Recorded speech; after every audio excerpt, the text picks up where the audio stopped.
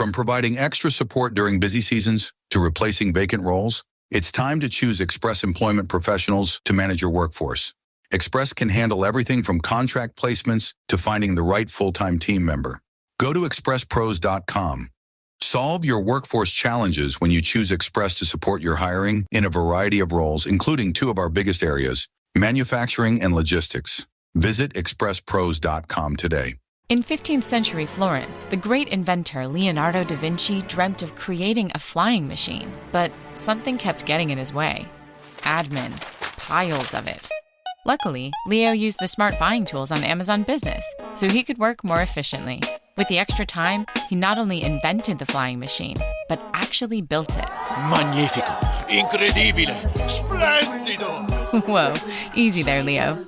Amazon Business, your partner for smart business buying. Bloomberg Audio Studios. Podcasts, radio, news.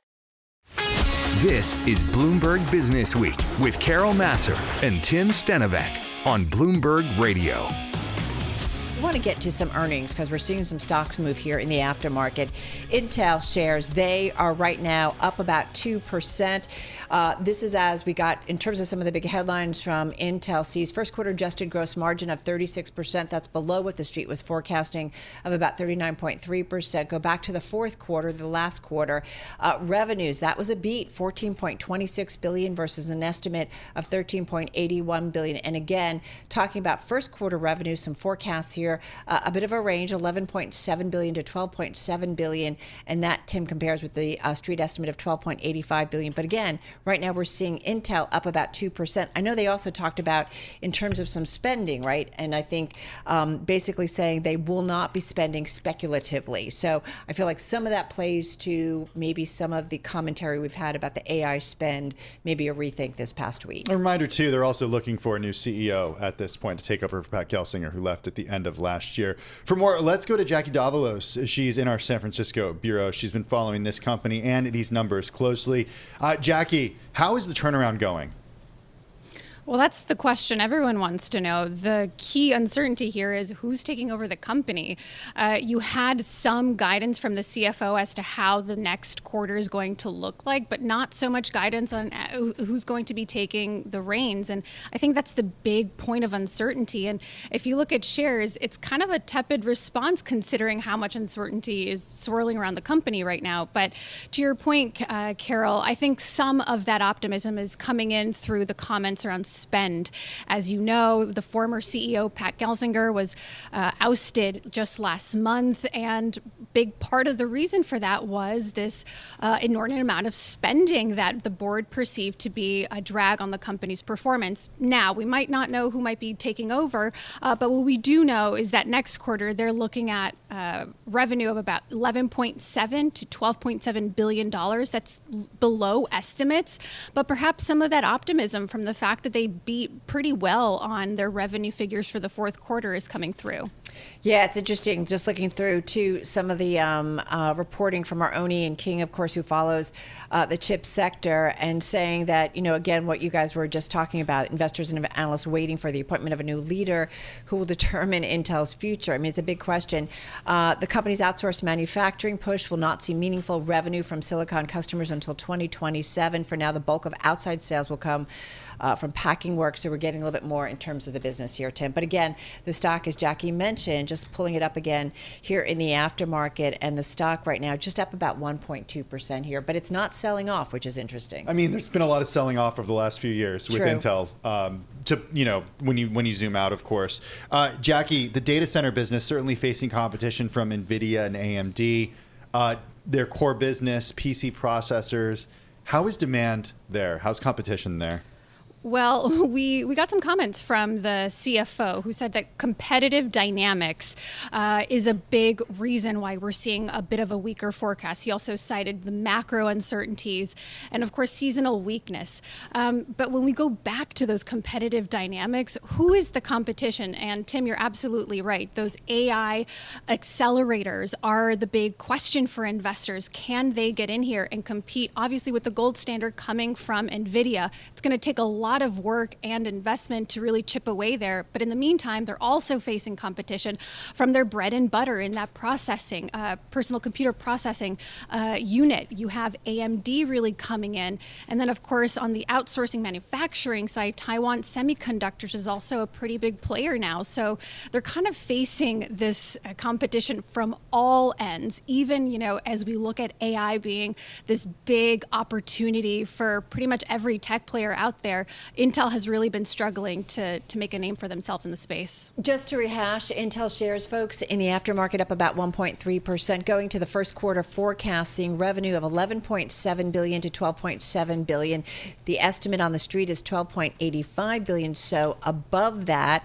Also, in terms of forecast, sees an adjusted EPS of just flat. Estimate is for 8 cents. Sees adjusted gross margin of 36%. That's a miss, too. Estimate is 39.3%. Go back to the fourth quarter, and their current quarter sales and profit forecast falling short of analyst projections. But if we go back to the fourth quarter, $14.26 billion. That's the revenue. That's down 7.4% year over year. The estimate on the street was $13.8 billion. But again, the key thing as we're talking about, not yet having any update on a permanent CEO. The interim co-CEO David Zino saying our quarter one outlook, I should say, reflects seasonal weakness magnified by macro uncertainties, further inventory digestion, and competitive dynamics. Jackie, sounds like a super full plate. We know it's been a full plate for Intel, but it still is. It's a reminder, at least, that it still is. 100%. And as we look to the conference call with analysts, the big question is going to be not just an update for leadership, but also in this interim, what's the game plan here? Because now that you're seeing kind of spend really being scrutinized after the DeepSeek drama earlier this week, it's sort of affecting those who might have been perhaps exempt from that kind of scrutiny before, these open, AI, other AI developer kind of players out there. And so obviously this is nothing new for Intel, but of course I think that might be some of the guidance that they want. This conservative spend. What does that mean? How does that look like in practice at a time when it is going to take investment to really kind of break into this AI space? Another thing that we'll be looking out for in the conference call is just any more guidance around what the company plans to do to perhaps offset some of the weaknesses in its bread and butter business and personal computers. What does it plan to do about this kind of new competition coming from Taiwan Semiconductors? I think that's what I'm going to be looking out for in the upcoming call. I think what still surprises me, Jackie, is this is a company that has no full-time CEO. And you had Pat Gelsinger out earlier this week. We talked about this with Ian King, tweeting that he was buying shares of NVIDIA during the decline of NVIDIA on Monday. He wrote about that on LinkedIn, and it was surprising to see that. I'm not, here to talk about Gelsinger. What I am wondering from you about is, what are analysts saying about the type of leader who could come in and turn this company around? Like, who are the names? Do we have names that are being thrown around at this point? Do we have a timeline? What do we know? I don't think there's too much that we do know, other than, the big point of scrutiny has been spend. And if you're going to bring in a leader that can kind of articulate a new vision for the company, still kind of, bring it something that's forward looking, that is not going to be predicated on a plan that is going to take, 5 to 10 years to pan out. Because I think what investors want to see is, what can we do with what we have now? And, obviously Pat Gelsinger didn't get to live out his full 5-year plan, but, he did put in place a solid foundation that I think a new CEO can work with. So some of the notes that we've been seeing from the street include, what can be done with what foundation currently exists, because it's not nothing. Some solid investments have been made, so some good inroads have been made, but I think it's just a matter of kind of that conservative spend, right, and how far can that take them. Hey, all right, Jackie, thank you so much. Jackie Davalos, Bloomberg News tech reporter, joining us with the latest on Intel, keeping a watch on it as it moves up just a little bit in the aftermarket. Do want to mention KLA Corp, semiconductor manufacturing equipment company, up about 4.5% in the aftermarket following its earnings. earnings. Looking at what the company has to say, second quarter adjusted gross margin, 61.7%, slightly better than the street expected. Third quarter adjusted gross margin, so looking towards the current quarter, 61 to 63%. Also talking about third quarter revenue, they're looking for 2.85 to 3.15 billion, and that is better than the street expected. So that explains why you're seeing this stock up. Do not go anywhere. Apple to come in just a moment. The average time to hire for most organizations is 30 to 45 days. Are you tired of a costly and lengthy hiring process? Simplify and speed up your recruitment by using the experts at Express Employment Professionals. Reduce time to hire, cut down on multiple interviews, and lower your recruitment costs. Whether you're looking for contract workers or a new team member, our streamlined recruiting, candidate screening, and hiring process is more efficient than hiring on your own. Visit expresspros.com today. Haven't used a staffing company before? We know you enjoy learning new things and keeping up with trends and efficiencies. Make a change this year with your hiring. Businesses are navigating a hiring landscape that has never been more expensive or regulated. Start at expresspros.com to find the location near you. With more than 860 locally owned offices, you'll get the hiring support you need at expresspros.com. I'm alpine skier Michaela Schifrin. I've won the most World Cup ski races in history. But what does success mean to me? Success means discipline. It's teamwork. It's the drive and passion inside of us that comes before all recognition. And it's why Stifel is one of the fastest growing global wealth management firms in the country. If you're looking for success, surround yourself with the people who will get you there. At Stifel, we invest everything into our advisors so they can invest everything into their clients. That means direct access to one of the industry's largest equity research franchises and a leading middle market investment bank. And it's why Stifel has won the J.D. Power Award for Employee Advisor Satisfaction 2 years in a row. If you're an advisor or investor, choose Stifel. Where success meets success. Stifel Nicholas and Company Incorporated, member SIPC and NYSE. For J.D. Power 2024 award information, visit jdpower.com/awards. Compensation provided for using, not obtaining the award.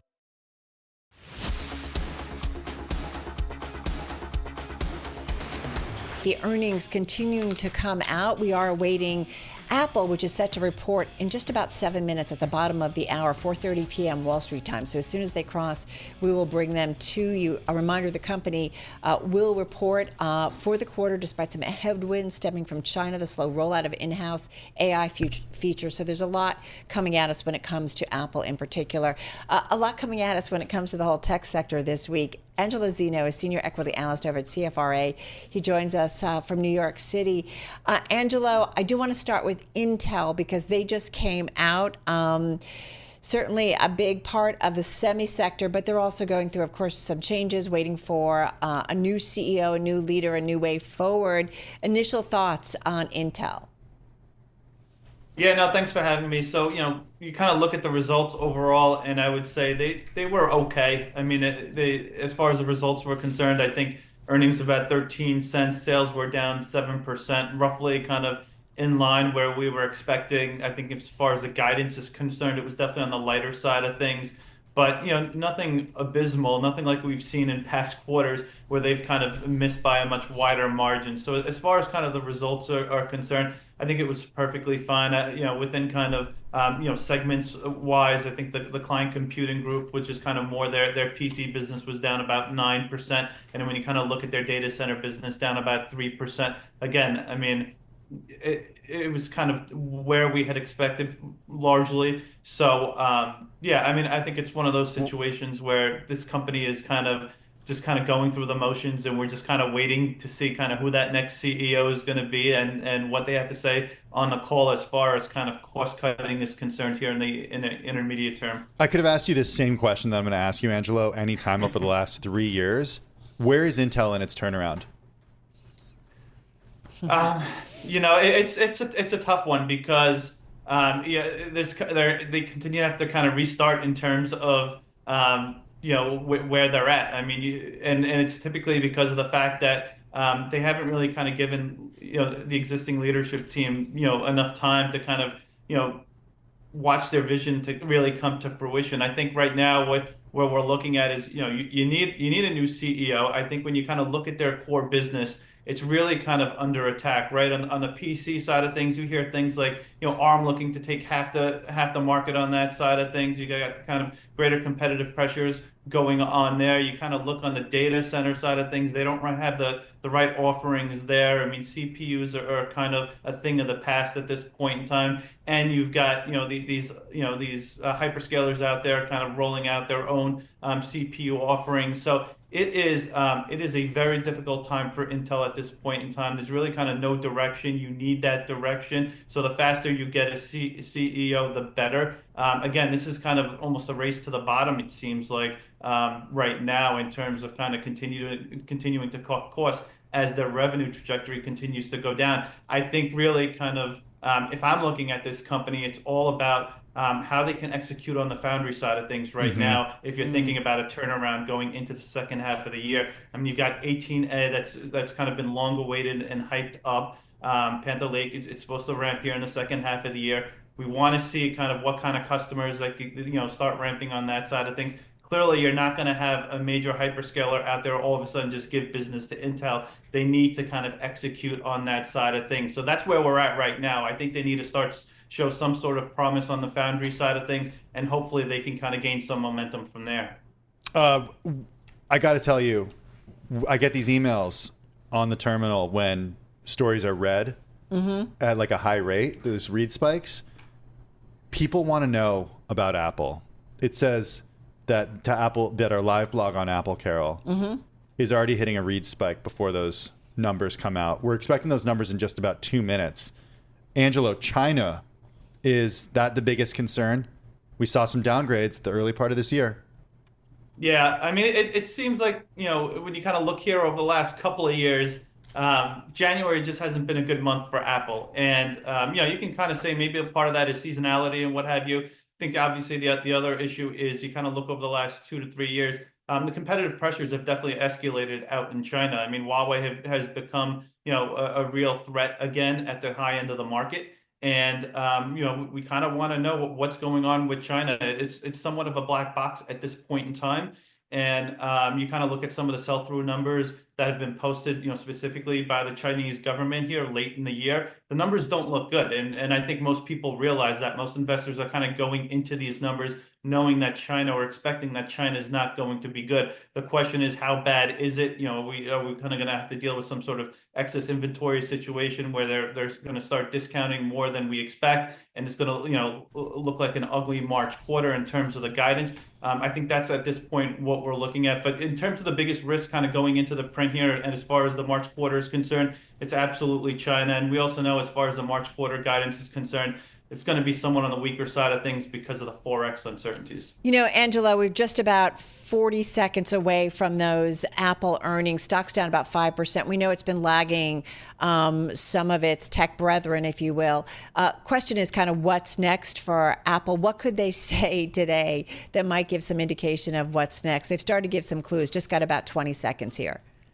I think the hope is you get a better than fear type number, really, on China. I think that's kind of the big thing. And then, of course, on the services side of things, you want to make sure that that's running on all cylinders. We're going to hopefully continue to get double-digit growth. And I think if you can kind of get those two kind of things running, I think that should be enough as far as kind of where the stock is at in the pullback that we've seen.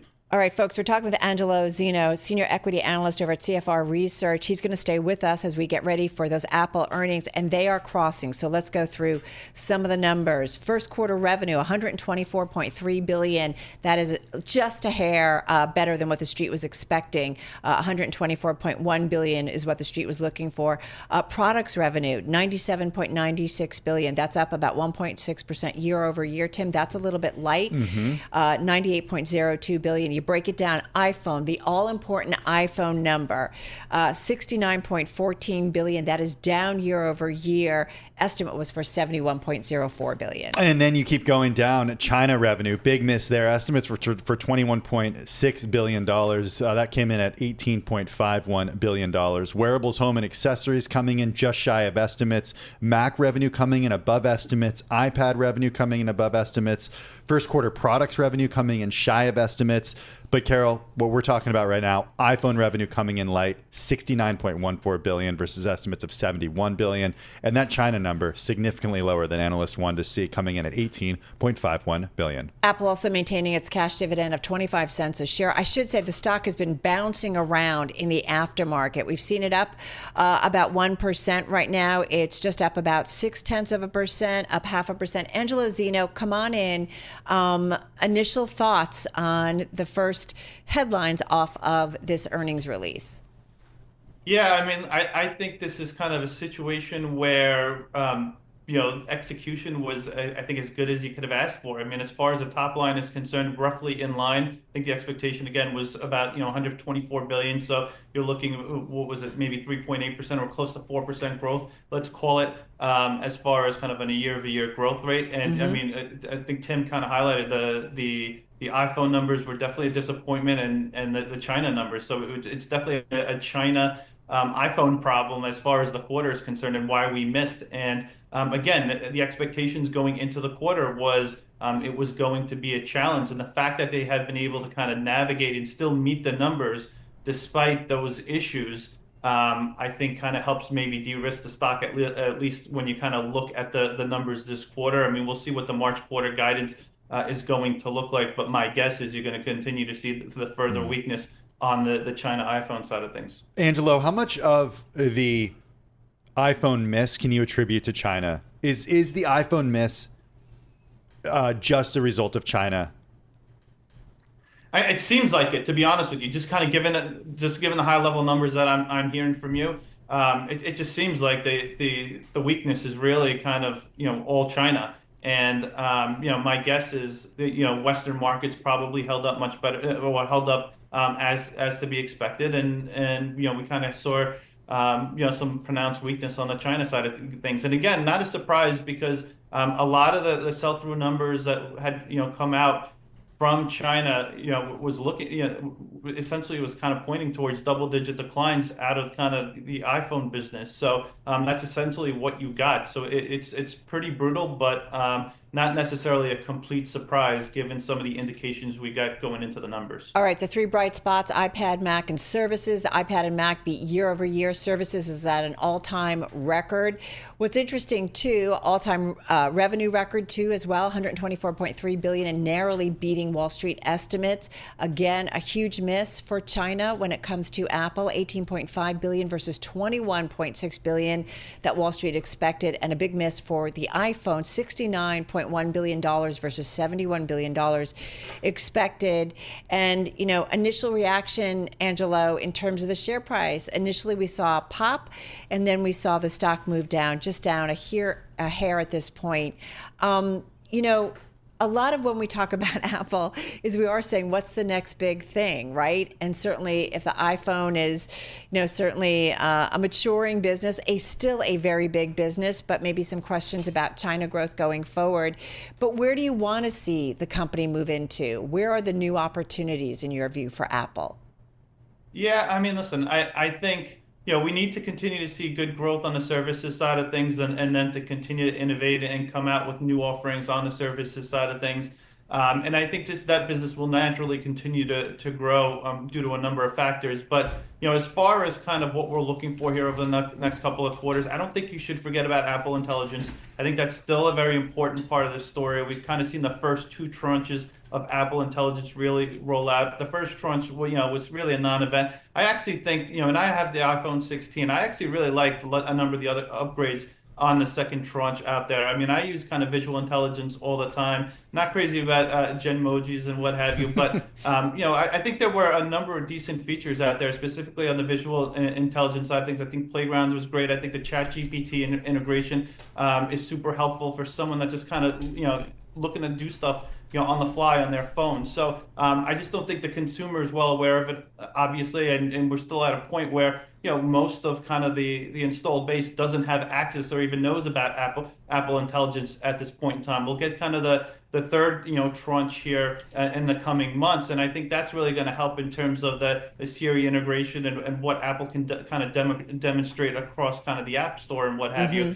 And then clearly we kind of want to see how that reflects across the rest of the ecosystem as they kind of throw this out internationally, what kind of partnerships they can kind of announce out in China. Does that make a difference in China in terms of kind of helping the demand outlook? Because I do think a big problem with Apple right now in China is the fact that they don't have AI capabilities where, obviously their China peers do. Right. They don't have a foldable device out there where their peers do. And hopefully, we see something on the foldable side of things here over the next kind of 2 years. So, where I'd like to see them go is kind of, start evolving their ecosystem where they could find some success, at least in China, because at this point in time, what they've got in terms of their offering in China is just not going to cut it.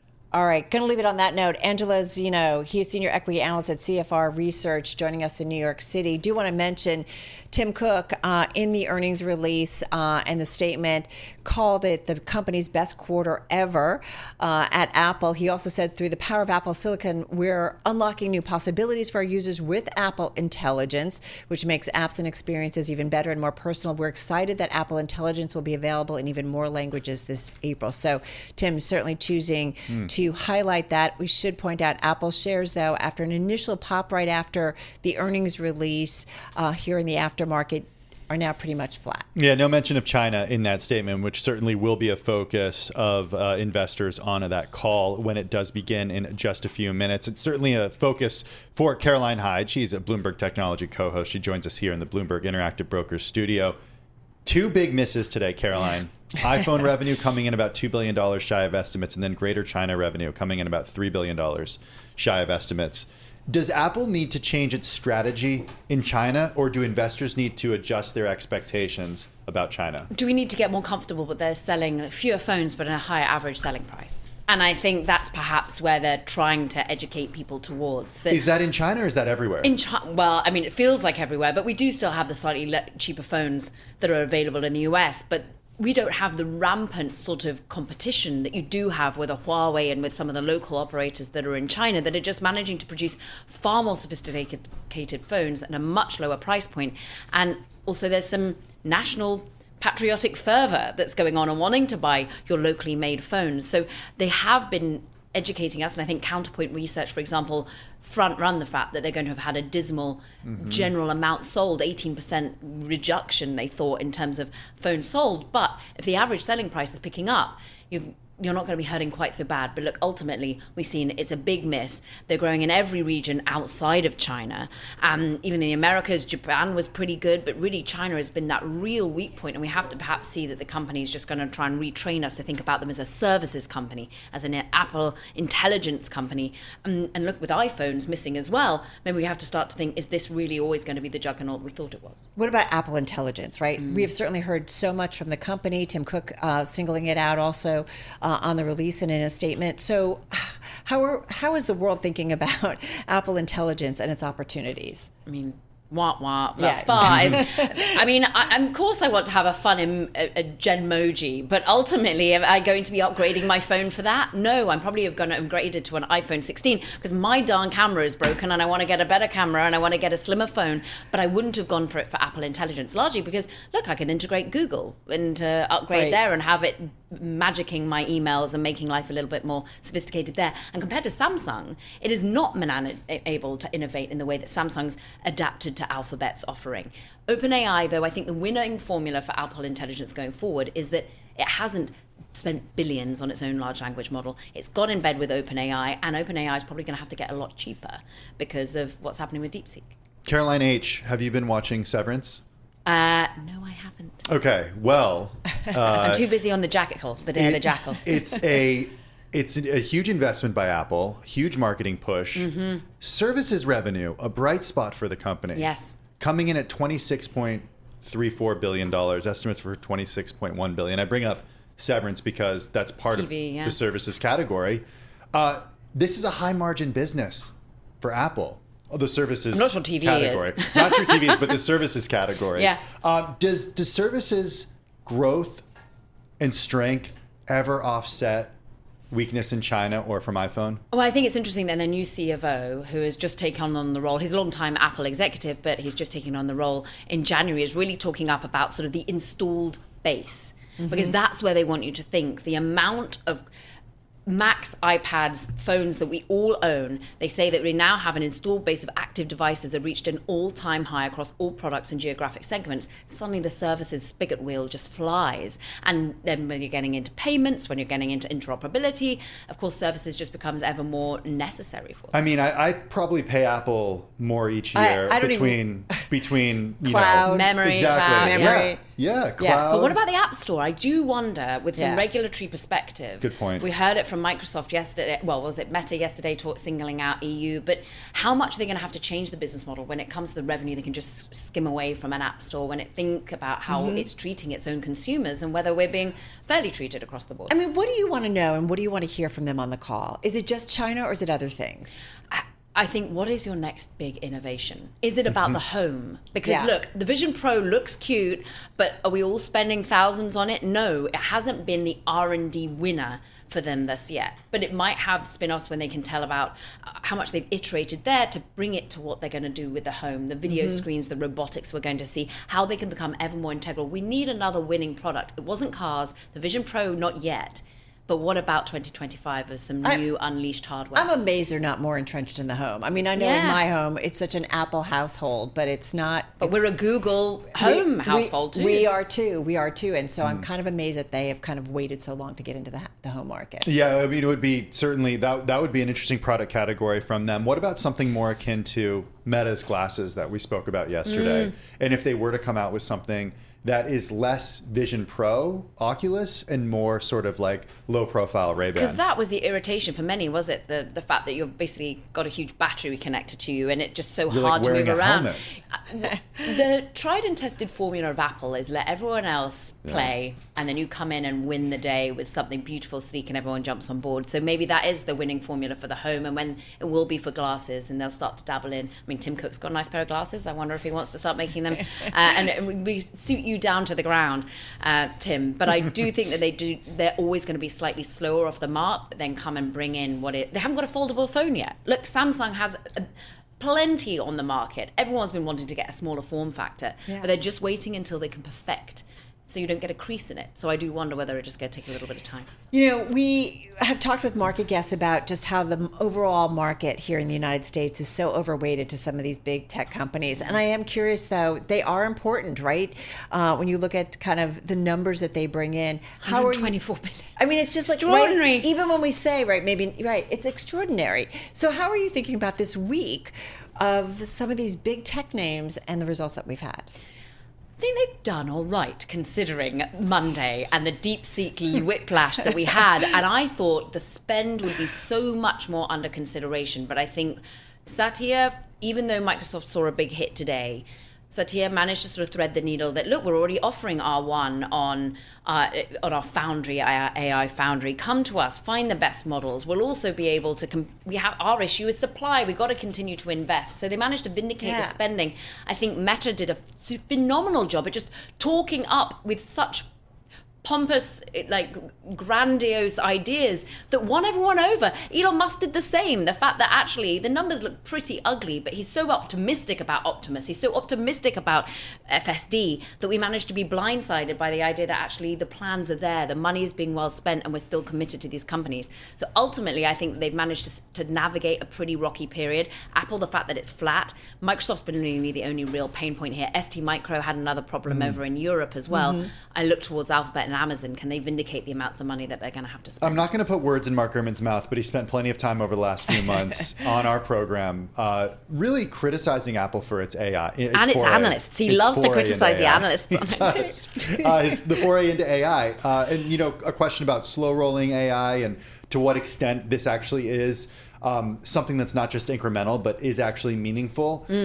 When do we start to see Apple Intelligence really flourish? I think they're signaling in even the press release saying that more languages are coming in April. We will be making it further integrated.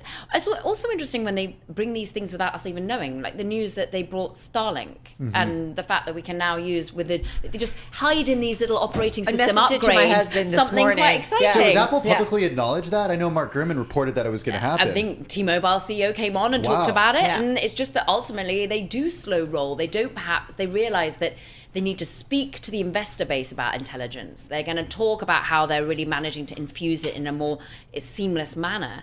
But to you and I as a consumer, I think they just don't want to stress test it too much. They want to slowly have us naturally absorbing it and making our life simpler and simpler. But thus far, like a little summary of my email hasn't changed my life all that much. Yeah, exactly. I just want to remind everybody that we do see Apple shares fluctuating in the aftermarket. Apple, as our Mark Gurman reports, posted sales that were slightly better than analysts estimated, even as the iPhone and sales in China were weaker than anticipated. Caroline just talking about that revenue number. It did rise 4% to $124.3 billion in the fiscal first quarter. Analysts had estimated 124.1, so coming in just a hair better than what the street was forecasting. But again, concerns over China and Apple struggling there. Stacks up about 0.4% here in the aftermarket. I just think, it's interesting to see after what a crazy week that we've seen, I feel like with technology, that the stock is just kind of flat. Yeah, we priced it in. And remember, great point. It was kind of beaten up running into this. We'd had 5 analyst downgrades in the last month or so. And unlike an Nvidia that has 0 sales, there have been a few creeping into Apple. So I think people had started to price in the China weakness. Interestingly, you made the point, Tim, like, are they going to sell us cheaper price points? They are, according to Mark Gurman, going to be focusing on the iPhone SE, which is the cheaper, around $500 offering. That's going to come in April, March, maybe. That's going to pull more people perhaps away from the Samsungs and the Android offerings. Maybe we get the cheaper, lower-end AirPods making a dent. But all of this, I think, had just been guided. We knew that Apple was going to have a terrible time in China, and Apple Intelligence isn't there yet. And people have really been complaining about the latest OS, like, the use cases, the way in which the phone just doesn't feel as slick as it used to. Are we going to start hearing more chatter about Tim Cook and his succession plan? We've been talking a lot about Intel and what Intel does post-Gelsinger. I mean, they've got some big issues, huh? They do. Tim Cook has been at Apple since 1998. He's been CEO since 2011. What's the succession plan? And they've just had a CFO come into the midst who's been trained up from within. I don't think that anyone feels that Tim's going anywhere soon. He navigated the first Trump administration so swiftly and seamlessly, worked well to be able to protect his business that, of course, is so dependent on China, not just from a selling perspective, but it's more from a production perspective. What do tariffs mean for him? So I think in this next administration, I wouldn't ever bet that he's going to hand over the baton anytime soon. But I think that is a key question that people are going to be asking. Who from within is being groomed up? Because remember, they lost a lot of talent as well. Johnny Ives left, and a lot of people seem to move from the engineering, the product development side of things. All right. Fascinating stuff. Caroline, thank you. Thank you. Second day, making sense of all of the big tech earnings. As we said, Caroline Hyde is co-host of Bloomberg Technology on Bloomberg TV. Catch it. They'll continue coverage of all the earnings this week. That'll be at 11 a.m. Wall Street time tomorrow on Bloomberg TV. Right now, Tim, Apple shares just down about 0.25%. Hey, it's Rich Davis from Covino & Rich, here to tell you about the legacy of excellence Toyota has been building for years. From developing hybrid technology to upping the standards of safety and efficiency, Toyota is always innovating, always making progress. And with a superior lineup of in-stock SUVs, including the adventure-ready RAV4 and capable, affordable Corolla Cross, you could experience the legacy of Toyota for yourself. Visit buyatoyota.com, the official website for deals, to find out more. Toyota, let's go places. Stop hitting snooze on new tech. Upgrade the whole team at Lenovo.com. Unlock AI experiences with the ThinkPad X1 Carbon. Powered by Intel Core Ultra processors. So you can work, create, and boost productivity all on one device. Win the tech search for business PCs at Lenovo.com. Lenovo.